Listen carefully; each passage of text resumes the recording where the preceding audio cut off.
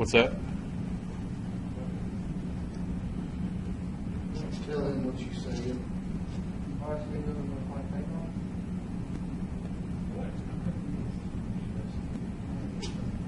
I'm going a step ahead.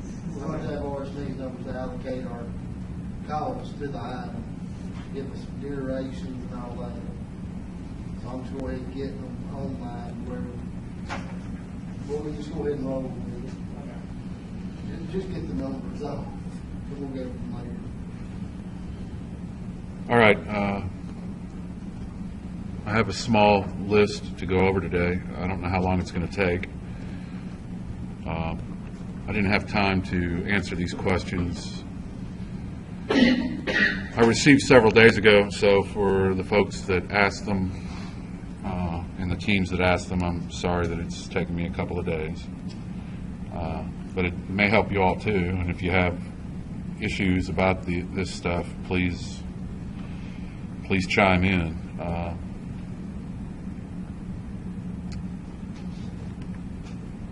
Let me show you the first set of questions I have received.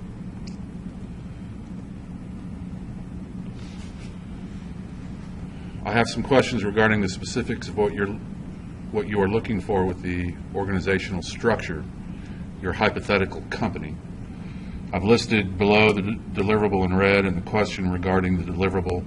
This was taken off of what I posted last lecture.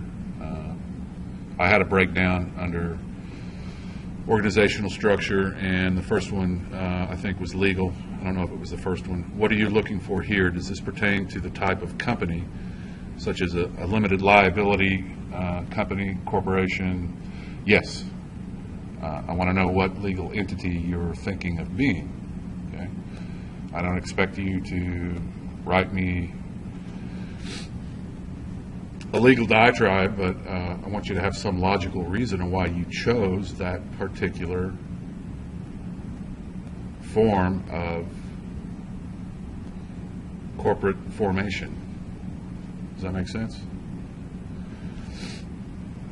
I think with a little bit of research, you can probably come up with some opinions and form one.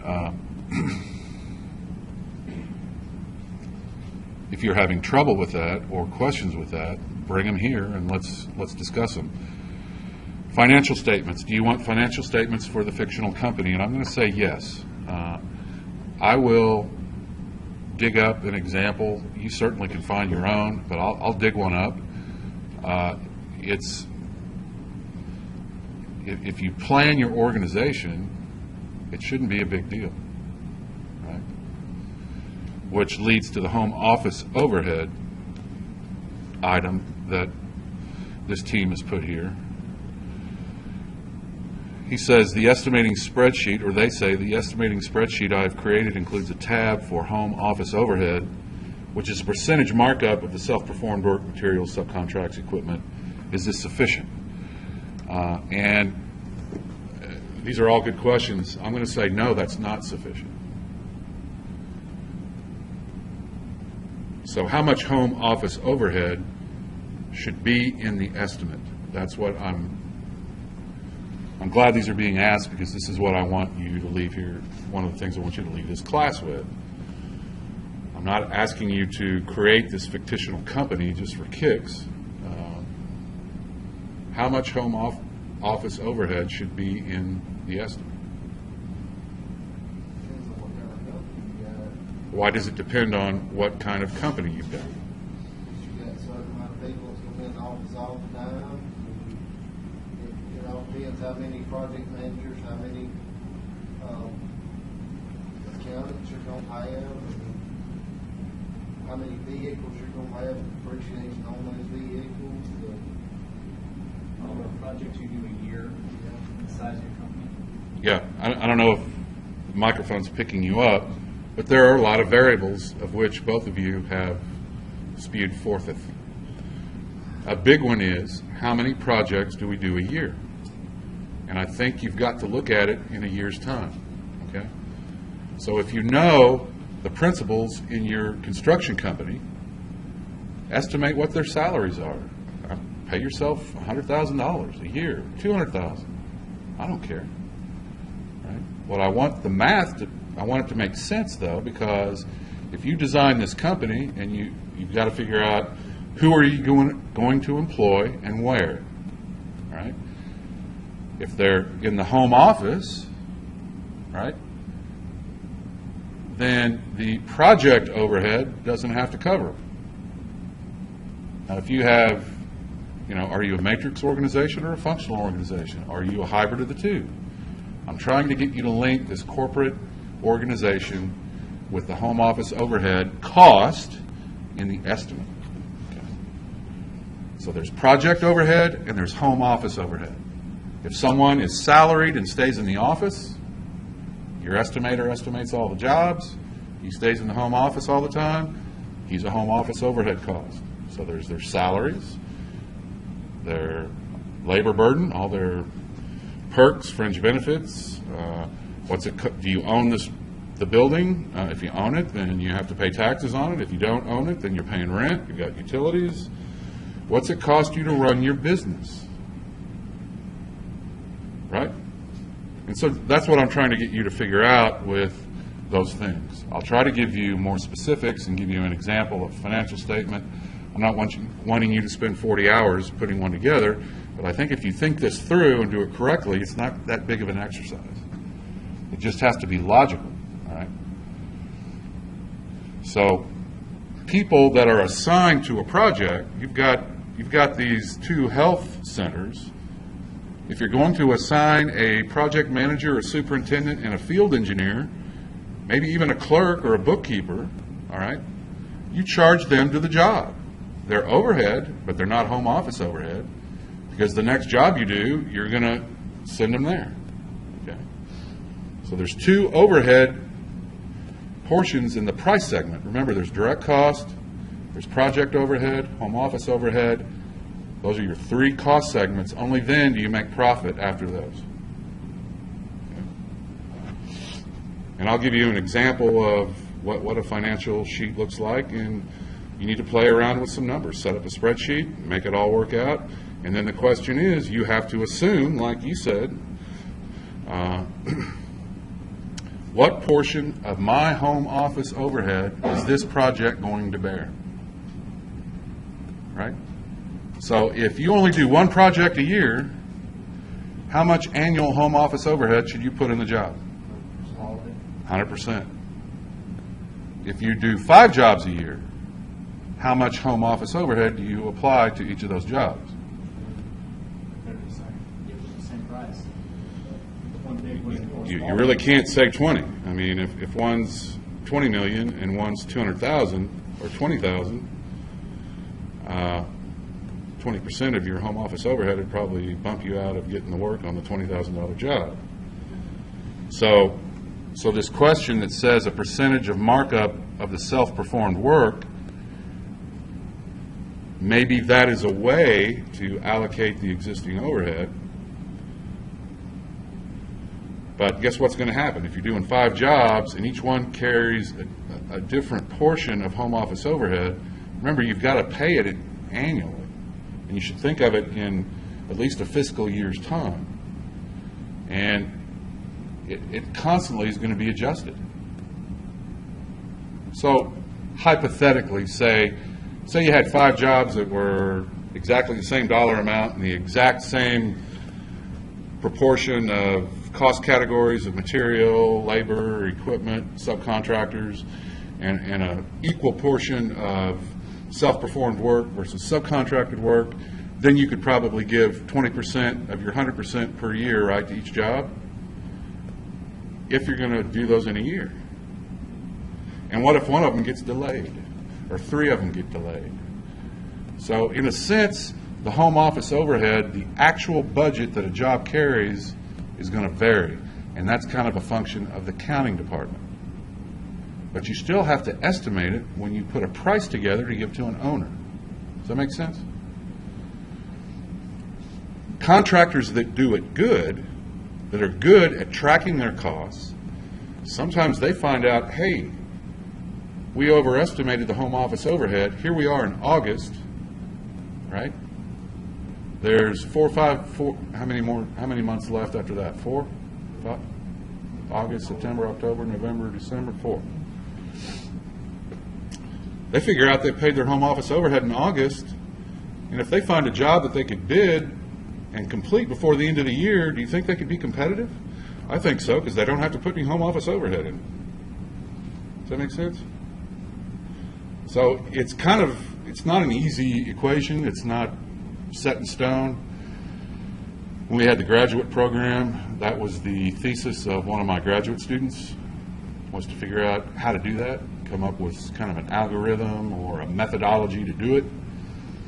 Did a pretty good job, but if you do research on it, I haven't looked lately, but 5 or 6 years ago, there was virtually nothing on that topic that we could find. So I'm hoping that helps explain some of these questions. But yes, I want to know what legal entity your corporate formation is. I am going to want you to do a financial statement, but you're just going to have to guess on some things. I'll try to give you more information on that. I think there's tremendous amount of information you can research on your own, but I'll give you an old, simple financial statement from 20 years ago, and you can emulate that. And as far as the home office overhead, I just want there to be what you apply to your estimate, I just want there to be a logical way, methodology that you've done it that's based upon the financial model that you've created for this hypothetical company. I'm trying to make a link there. And I think it should be fun and not all that much work. Okay? And, I may have to turn off the home office overhead allocations when I compare estimates. Because some people may be lean and mean, some people may want to be real big. I don't know. But that's the other thing. You've got to you've got to recover it, but still be competitive on your price in the market. So, so it's a difficult problem.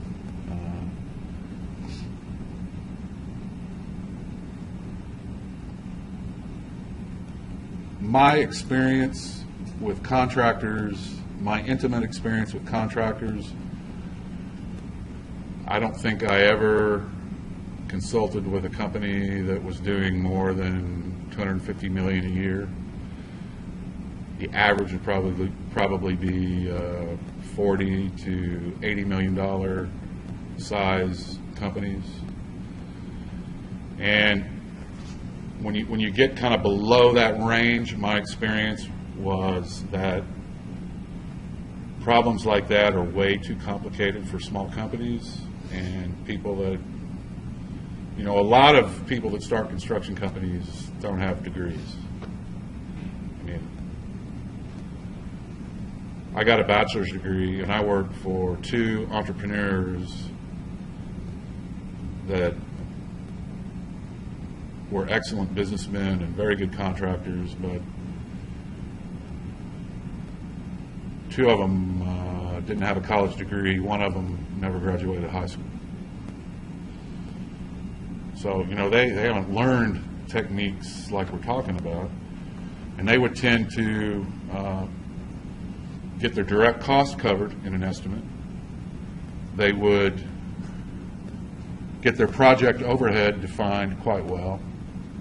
And beyond that, they just kind of threw a number in there that they knew the market would bear, and it was supposed to cover profit and home office overhead, but they didn't know what the dividing line was between any of them. And that works okay if you're small and you don't want to scale.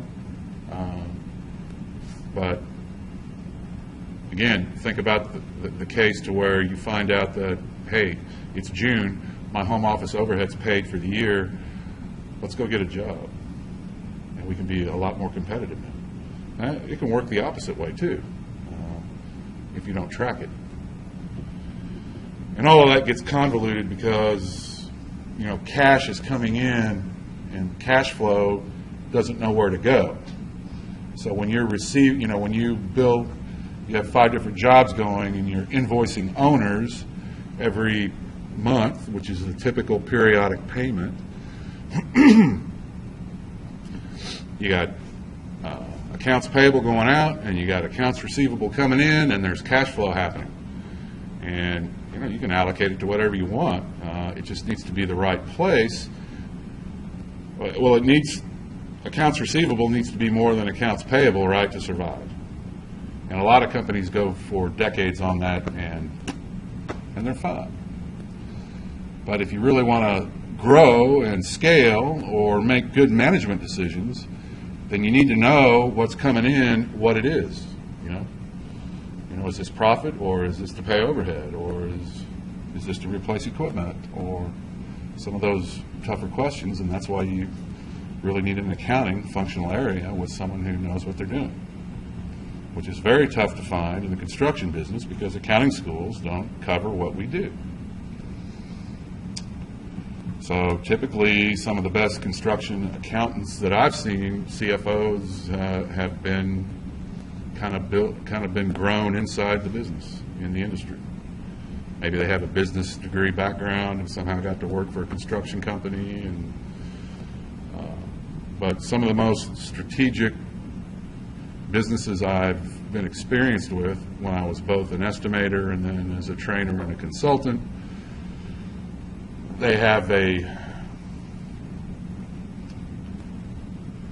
knowledgeable and talented person, whether you call them CFO or whatever you want to call them, on the accounting side, accounting functional area of their company. And they know how to play the cash flow to a company's advantage, and they know that money coming in where it should be allocated to. I don't know if that makes sense or not.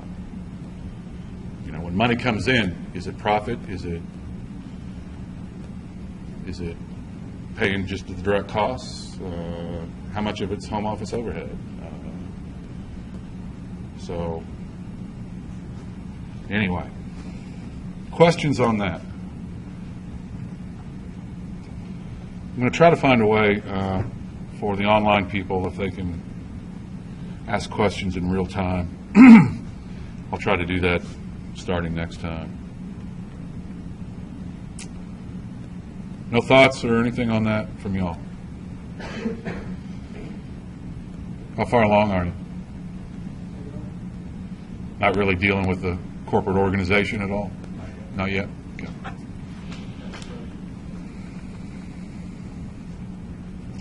Here's a different set of questions having to do with the size and number of work packages. So I think either previous estimate, previous lecture, or the lecture before that, I was talking about how detailed or broad do you make the work breakdown structure? And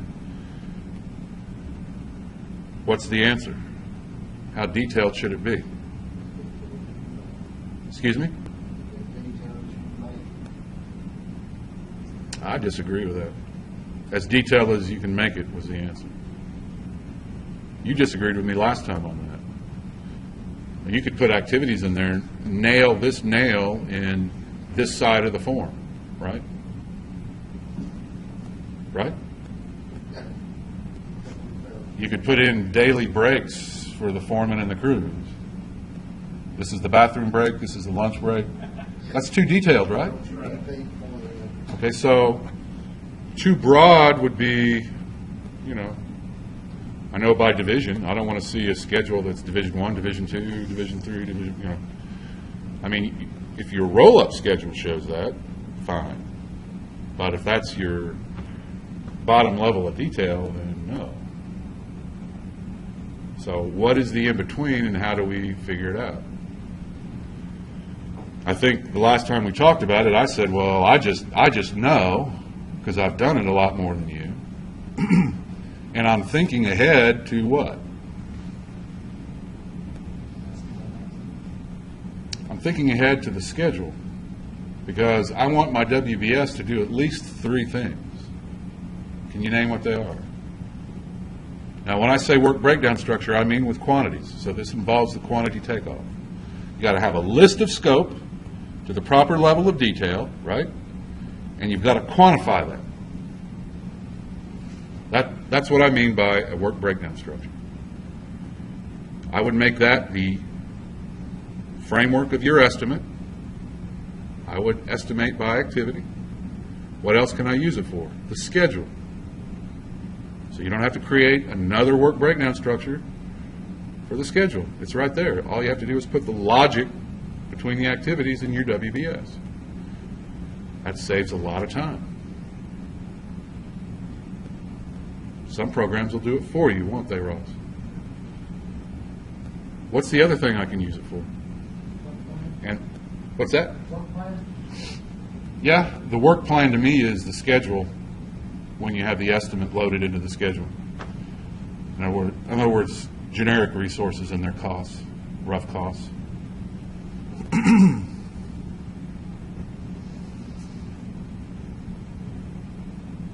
What else can I use the work breakdown structure for? And I think that starts to lead to the answer to the question. And I had to call and bounce this off the scheduling expert today. Nope.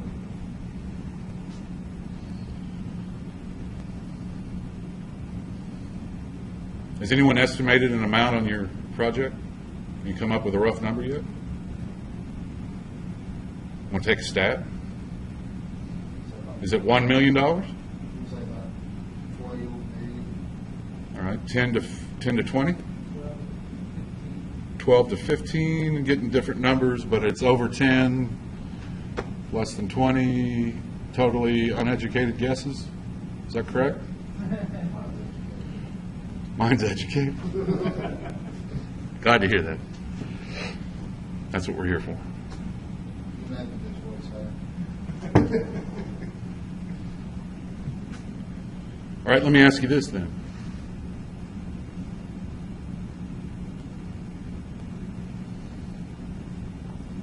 How long does the contract document say that you have to complete the project?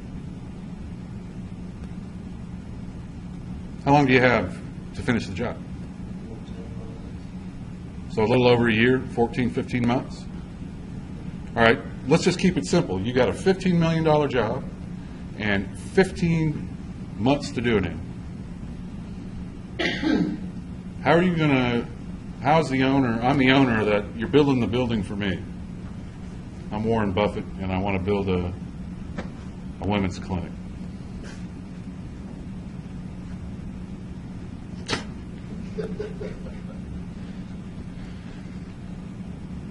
So, how much should you be getting paid? Do you have to wait until 15 months to get paid when I approve the project for occupancy? I wouldn't mind that. As the owner, I'd like to have the $15 million in a bank account for 15 months. I could have fun with that. I got computers, people, So you're not going to finance the construction for me. Is that correct? So you want to get paid, what, every 30 days? All right. So you want to get paid every 30 days, and I want to pay only for what's in place. I don't want to overpay you. If I'm ethical owner, I don't want to underpay you. So how do I know what's in place, and how do you know that you're getting paid for what you did each month?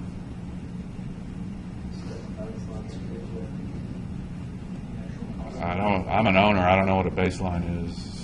I mean, I can look at bars with a calendar ribbon on top and schedule of values. What is a schedule of values? Oh, I just went to RP 10S90 and there it is. A detailed statement furnished by a construction contractor, builder, or others, apportioning the contract value into work packages. It is used for the basis for submitting and reviewing progress payments. So periodic progress payments is what you're telling me you want to submit to me every month. And if I verify that that work is in place, I'll cut you a check.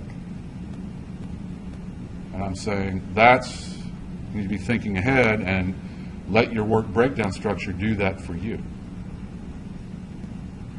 So what my expert told me on the phone, a general rule of thumb, not set in stone, tailor the size of your work breakdown structure, right, to what you can get done in a periodic payment. That's typically 30 days. So as a general rule of thumb, I'll tell you, don't have too many activities that are greater than 30 days. Make sense? Or do it in 30-day increments. Does that make sense?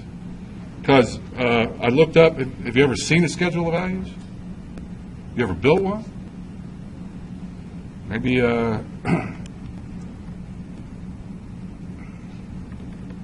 maybe you're giving me ideas.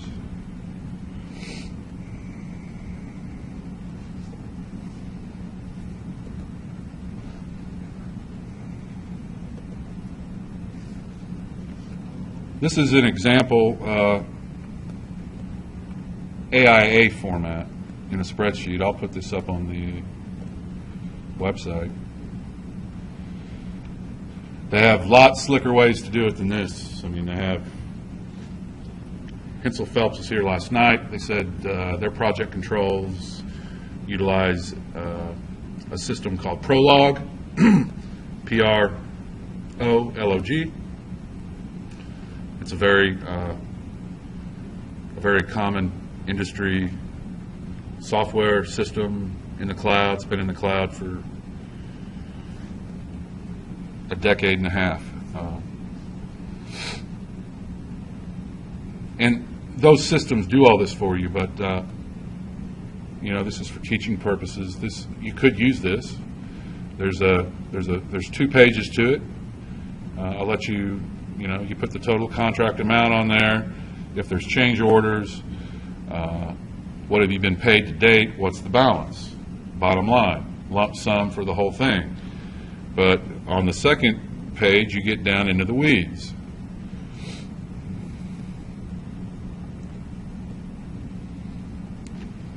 And in column B there, where it says description of work, that's your work breakdown structure. So you paste your work breakdown structure into this form, keep track of what percent each activity is priced, how it's priced, not cost, price. This is about price. This schedule of values shouldn't have any cost involved in it whatsoever, unless you have some weird cost plus reimbursement type contract or something. These are prices. It's got your overheads built in and your direct costs built into a price and your profit. But you still use the same work breakdown structure, and you put in what percent is complete on the activities, and it tells you how much you should be paid.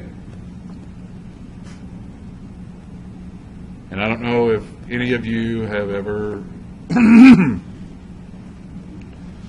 worked for contractors when it's invoice day or days, but you know, I worked for companies where all the work shut down. We had to get the invoice ready to the owner, and man, it shut work down for a couple of days. That's terrible. It should never be that way. But you heard Hensel Phelps last night. They go through that too. And I'm sure they're pretty efficient. But they use the same type of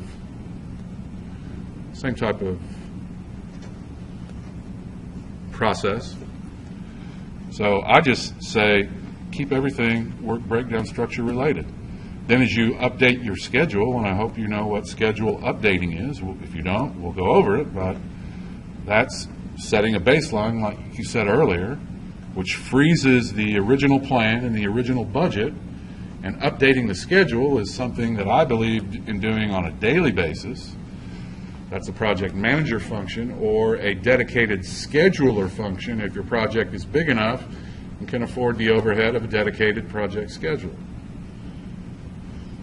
But those, I've never been on jobs that big where there was a dedicated project scheduler. Okay. It's always been the project managers. So you keep track of what's complete by percentage and what's not. You can keep track of what percentage an activity is by knowing the quantity and figuring out how much of that quantity is installed, and you get a percentage of completion by the activity. And that can feed right into your pay estimate, your pay invoice here, schedule of values to the owner. So see how everything's linked together?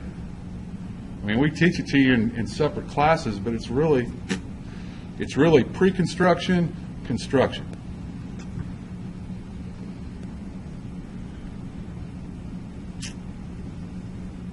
So let me go back to these questions and fill in.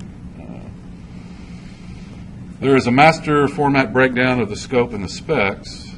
Should that be the basis of our estimate? We are using that to get the ball rolling, but he's having trouble with the structure using the master format. Do y'all have thoughts on that?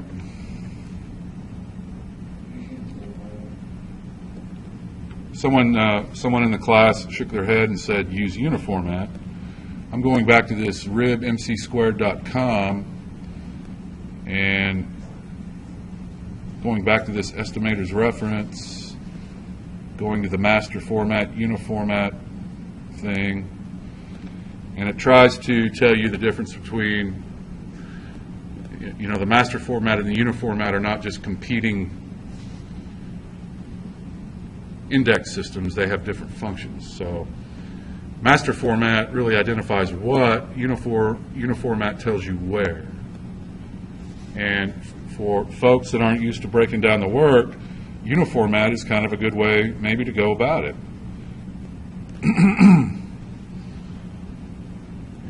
And I don't expect you to use levels any farther than what's like right here on this ribmcsquare.com estimator's reference.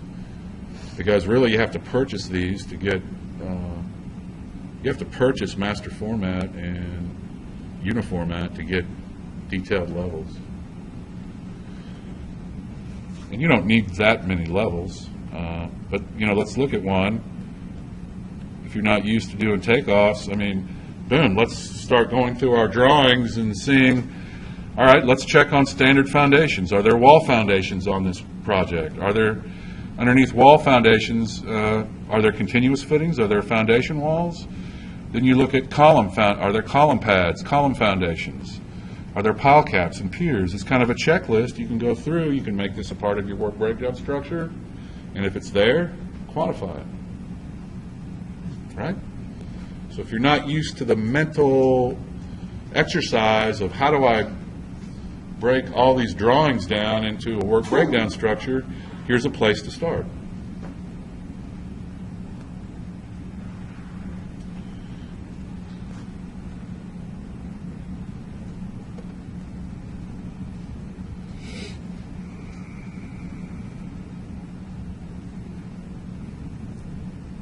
And again, it's true, you can go down to deeper and deeper and deeper levels. That was one of the things I did as a consultant, was come up with a chart of accounts for companies to use.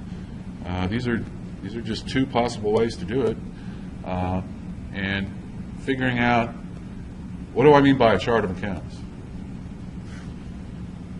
It's probably something you ought to look up in 10S90 also, because you're going to have to tell me a little bit about project controls. That's one of the deliverables in here. How are you going to control the project? How are you going to capture what goes on in the field and get it charged back to the budget? And you have to have a set of codes. Those are called codes of account codes. Some people call them charge codes, pay codes.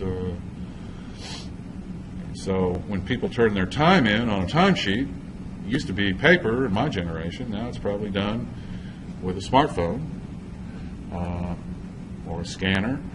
but if I'm pouring concrete all day, you need to charge my labor that you're paying me to the project budget once the project's underway.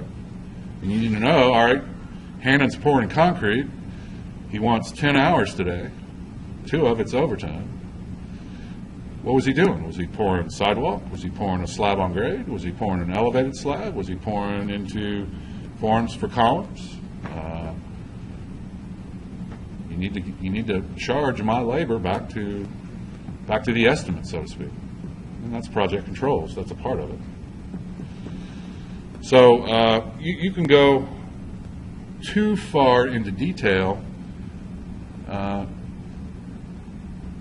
found in my career, if you go to 10 levels, try telling the guy in the field, right? Because where do you get this information? You get it from the foreman of crews. And the foreman of the crew probably has a PhD in his trade, but he may or may not have a high school GED. And you want to tell him, oh yeah, here's a list, 10 level deep of everything. Be sure and scan this list and write it on your timesheet so I can charge it back. And I've worked for companies and I've consulted with companies to where that's just way too detailed for somebody who works 12, 15 hours a day, cleans up and goes home and eats dinner and gets ready to do it again the next day. They typically have someone else do it for them, their wife, and they save it all until Friday, and by then they can't remember what they did Monday. They just make it all work out and make sure all their people get the right amount of overtime. So you're getting stuff charged back to crap. It may or may not, it may be fictitious. So if you want to have good history, you've got to have a decent level of breakdown. You don't, maybe 1, 2, 3 levels, not more than that. That's me. That's my opinion.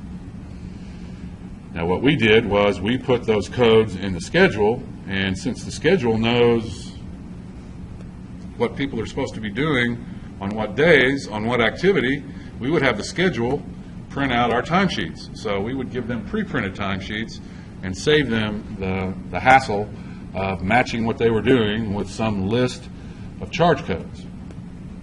And make it simple, circle what the temperature was, circle if it was cloudy or sunny, and you got to make it easy for those folks, because the first thing they'll tell you is, didn't get hired to do paperwork, got hired to build a job. And that goes only so far. There's a balance there, because the paperwork is the job, Jack. You're getting paid because the paperwork got pushed, but that's a whole nother argument. All right. So really the master format is just a coding system that probably is not a good idea to schedule, to frame your WBS with. But it needs to be coded so that you can, remember, you can sort that work breakdown structure by the uniformat codes or the master format codes. And I want you to be able to do that. That's going to be, I've already told you, that's a condition of this estimate. I want the WBS sortable by master format and uniformat. Is it usual for a work package to be based on uniformat level 2? Sure. Let's go back to the rule of, I think the uniformat is a good way if you need guidance. And I'll show an example here. And how would I code, what if I had a work breakdown structure, activity, or work package that had this? What would the code be? Well, you can make it up. It just needs to be logical and consistent. I'm sure if you want to spend $100, they'll send you a uniformat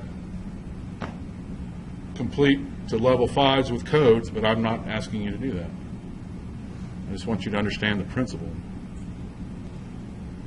You could use the uniformat code, you could use the master format code to charge the labor back to the budget. They don't have to be different. Because what you want to give your estimators in the end is what? After you build your $15, $20 million job, you want to give your estimators and say, hey, look, the project manager charged everything back to the budget, it was pretty good. Here's what things really cost. So the estimator looks, how much did the columns? Oh, I really missed that. I missed estimating pouring the columns, forming and pouring the columns. And you're giving the estimator feedback. Hey, look, we had so many cubic yards of column concrete, form and pour, and this is what the average cost was on this project. Man, that's dynamite to an estimator. But you can't build historical cost data unless you have consistent charge codes that the people in the field understand and that stay constant. I worked for companies. I worked for a guy who was he was a brilliant entrepreneur, but he'd change his cost codes every couple of years. So we'd build up a couple of years of cost history, and he'd say, let's change the codes. Well, once you change the codes, then boom, you're starting from ground zero on cost history. Now, yeah, you can map things, but it's a mess. Making any sense? Is it getting tied together a little bit? But I need these questions, so I'm thankful for these questions. This is what I want to do.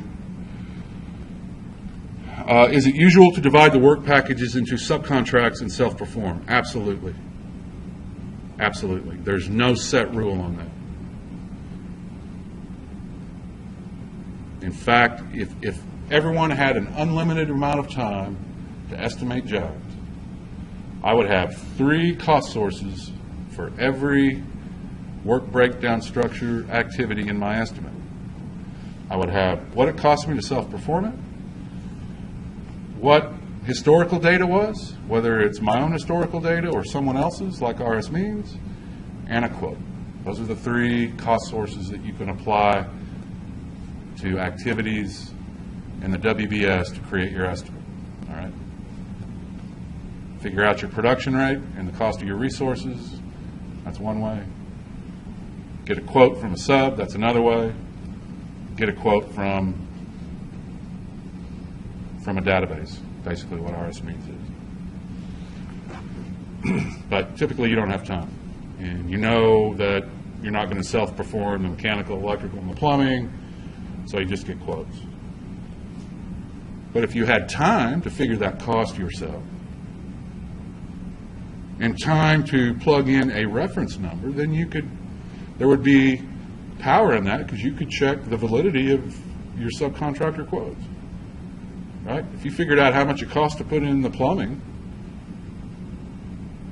and you get a quote that's 20% higher than you, it's good to know, ain't it? You're probably learn how much your subs mark you up. But anyway.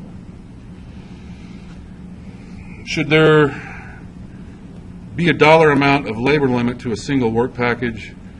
If we want a general rule of thumb, I'm making it tonight. Keep your activities or your work packages in terms of a single pay period, which is roughly 30 days. I'm not saying you can't have activities that are bigger than 30 days, 30, 60, 90, but don't put 15 months. What's 15 times 20? 300? Don't give me 300-day activities. It just doesn't do anyone any good. Right? If the contract says 15 months, here's an easy way to do a schedule. One activity, job, 15 months. Boom, there's your schedule. Sounds funny, but that's a schedule. Critical path is running right through that activity right there. You know how much float you'd have, right?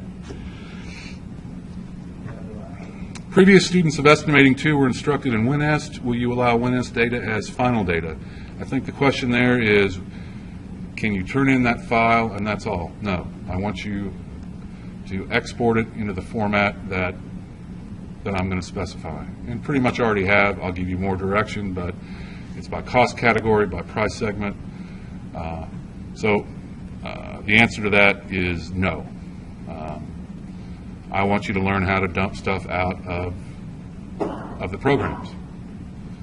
This, if you didn't know, and I don't know if I've talked about it much, but this is also the computer competency course part of the general education curriculum. Got to be able to prove that you know how to use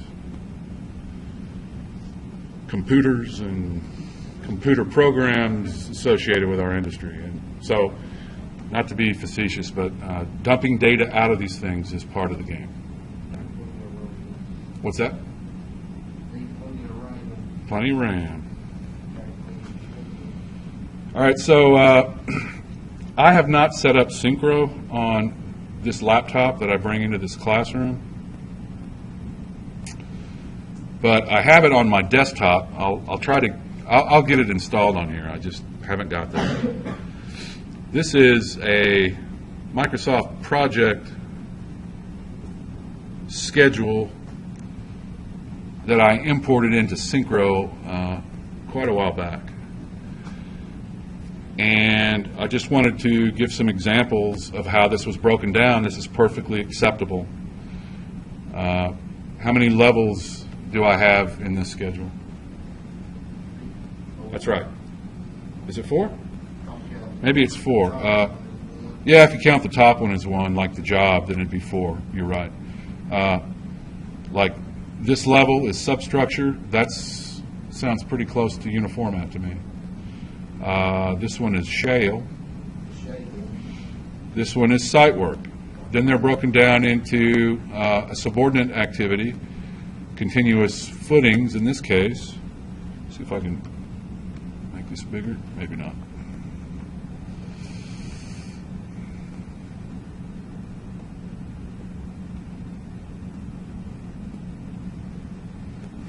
All right, and under continuous footings, basically excavate, form, pour, and strip. And it looks like the durations are kind of on par too. Now, I'm not saying you have to emulate that exactly, but I'm just trying to give you an example of different levels of schedule. All the costs are in the lowest level activities or the work package activities, and they flow up into, I call these summary tasks. And having summary tasks allows you to what? I can collapse the same schedule down into the level 2s or the level 3s, whatever we're calling them. So in this view of the same schedule, I just collapsed the work package, the lowest level, I collapsed that, and sometimes this is all an owner wants to see. If you go to a meeting, some owners want to see everything down to the rat's rear detail, but a lot of them just want to see the summary. So you've got the detail, you just collapse it into something that the jury can understand, so to speak. And then the last view that I took a screenshot on was breaking it down to that level. So I'm not saying that this is the structure you need to use. This is the only summary task that you should use. In fact, it's not complete at all for the projects that you have, but does that give you an idea of what I'm looking for? I hope it does answer some of those questions. And, Microsoft Project does this. That's where it was imported from. This is Synchro. It does it.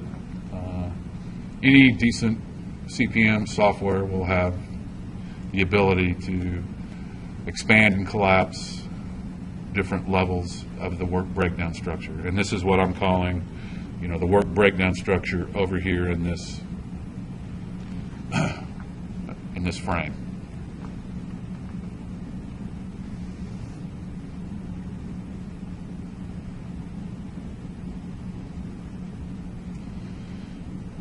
And then, of course, you can sort these. you can, the beautiful thing about computers, both for your work breakdown structure, your estimate, your schedule, is that you can sort the activities.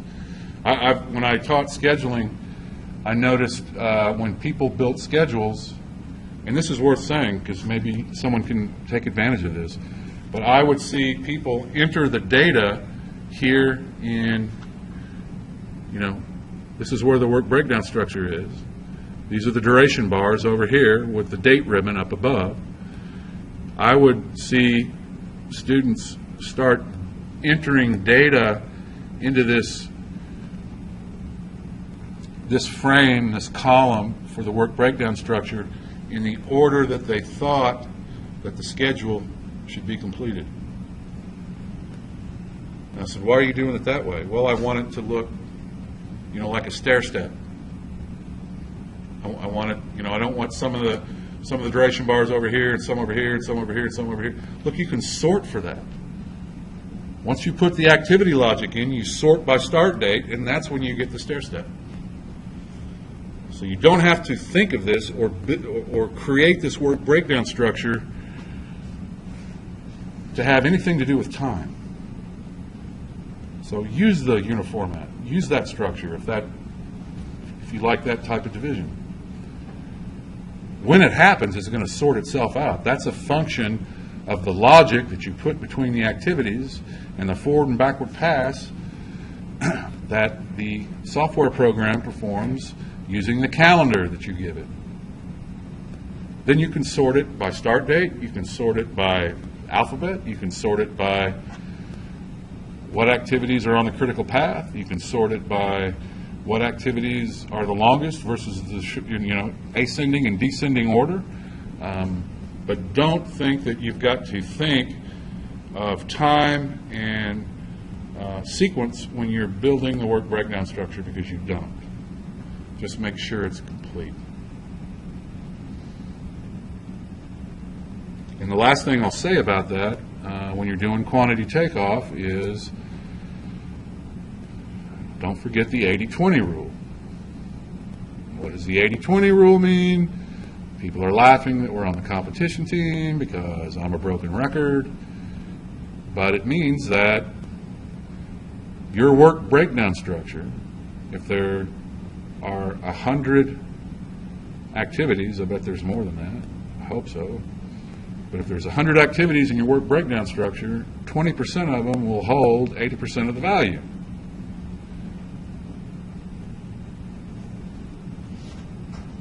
So no matter if you have 1,000 activities,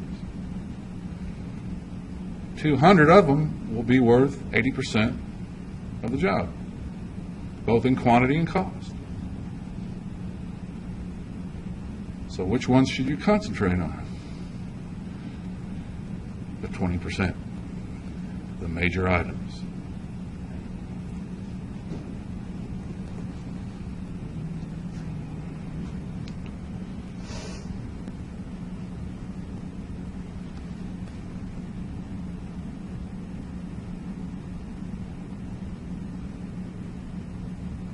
So I think I've covered those. Keep them coming.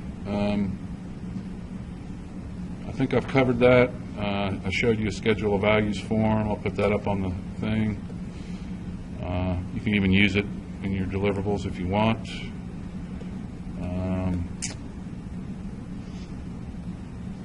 I think that's it, unless you have questions out here. How cold is it going to be tonight? Does anyone know? You got that thing hard nose? Okay. Well, for you folks online, it was like 40 degrees here today, and you'd think that we were in Siberia. Some of you are in colder climates than we are. 36. Boy, that's cold for here. No. All right. Well, thank you.